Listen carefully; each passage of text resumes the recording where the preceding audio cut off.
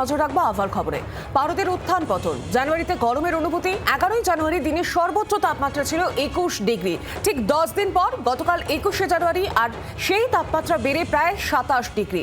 10 দিনের 6 ডিগ্রি পারদ উত্থান। জানুয়ারিতে যদি দিনের তাপমাত্রা এইভাবে ধীরে ধীরে 30-এর দিকে এগোয়, তাহলে মার্চ এপ্রিলে এবং জুন মে মাসেই বা ঠিক কি হতে চলেছে বঙ্গবাসীর জন্য। রাতে তাপমাত্রা অনেকটা চড়ল। প্রায় 23 দিন পর কলকাতায় পরশু রাতের পারদ 15 ডিগ্রি ছাড়িয়েছিল এবং গতকাল রাতে আরো কিছুটা বেড়েছে সেই তাপমাত্রা।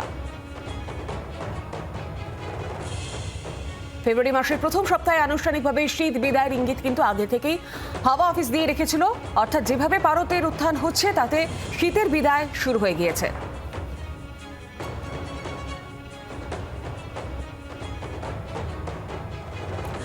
আরো সরাসরি আমার সঙ্গে রয়েছেন প্রতিনিধি অয়ন ঘোষাল। বিস্তারিত আপডেট নেব ওয়েদার। অয়ন, এখনই যদি এরকম ভাবে তাপমাত্রা বাড়তে শুরু করে, সামনে এখনো গরমের মাসগুলো বাকি রয়েছে, জুন মে, সেখানে কি হতে চলেছে তাহলে? সকালে যে সমস্ত মানুষ প্রতিদিন রাস্তাঘাটে কাজকর্মে বেরোন, তারা বিলক্ষণ জানেন যে গ্রীষ্মকালে তাদের কাজে বেরোতে, কাজ করতে কতটা কষ্ট হয়। তাদের ক্ষেত্রে শীতকাল আক্ষরিক অর্থে একটা আশীর্বাদ।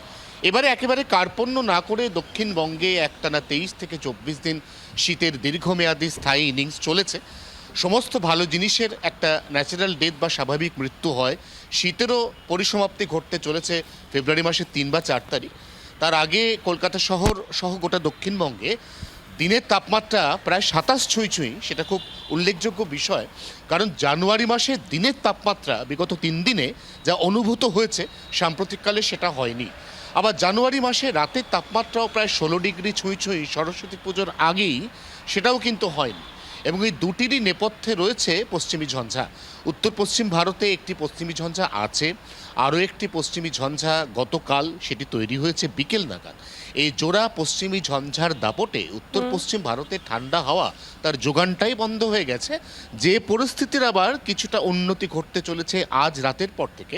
আজ 22 এবং আগামীকাল 23শে জানুয়ারি রাতের তাপমাত্রায় সামান্য পতন হবে। দিনের তাপমাত্রাও কাল বা পরশু সামান্য নিচে নামতে পারে এবং স্বাভাবিকের থেকে বেশি হয়ে ওঠা তাপমাত্রাগুলি আবার স্বাভাবিকের ঘরে আসতে পারে। তবে তার থেকে বেশি আর পতনের কোনো সম্ভাবনা এই মরশুমে থাকছে না। অতএব এটা ধরে নেওয়া যেতেই পারে যে ফেব্রুয়ারি মাসের প্রথম সপ্তাহের দ্বিতীয়ার্ধে রাজ্যে আনুষ্ঠানিকভাবে শীতের বিদায় ঘটতে চলেছে। একেবারে অয়ন, ধন্যবাদ তোমাকে। বাংলার আওয়াজ, বাঙালির আবেগ, জি 24 ঘন্টা।